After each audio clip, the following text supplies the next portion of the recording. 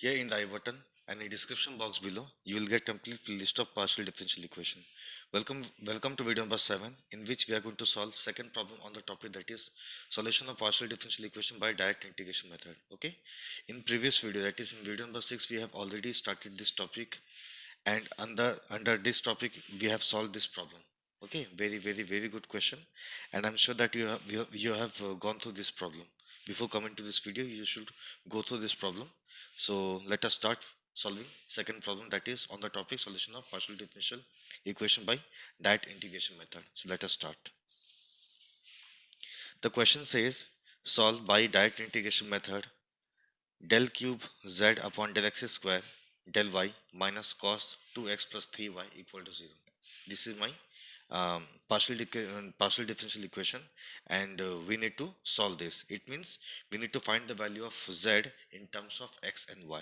Why x and y? Because here you can see z is a dependent variable, where and x and y both are independent variable. So we need to find the value of z in terms of x and y, or you can say z is a function of x and y. Okay, so here we have del cube z upon del x square del y minus cos 2x plus 3y equals to 0. So let us start solving this problem. Given partial differential equation is, write it as it is. Okay, now here we have 0, so take this term to the right hand side. This will become del cube z upon del x square, okay, del y, del cube z upon del x square del y equals to cos of 2x plus 3y. Fine. Now here you can see we need to integrate z thrice. Okay, we need to integrate z thrice, twice with respect to x and once with respect to y. Okay, from here you can identify we need to integrate z twice with respect to x and once with respect to y.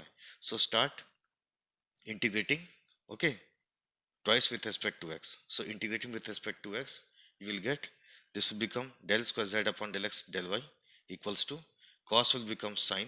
So cos of 2x plus 3y, integration will become sine of 2x plus 3y, and here the coefficient of x is what? 2. So divide 2 here. Plus here we have integration constant, that is f of y. Now if you start partially differentiating this equation, you will get this.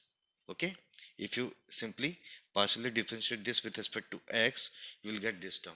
Why? Because this term will become 0 as it is a function of y. So partial differentiation with respect to x will become 0. Okay, now after solving this, we will again integrate the same, that is this equation with respect to x again. Okay, so let us start. This will become del z upon del y equals to, this half is as it is. So, integration of sine will become minus cos. Okay, minus cos 2x plus 3y. Again the coefficient of x is what? 2. So divide 2. Okay, here we are integrating with respect to x, so multiply x with this f of y, that is x into f of y, plus again we have a new integrating constant, that is g of y. Okay, this f of y is an integrating constant for this integration.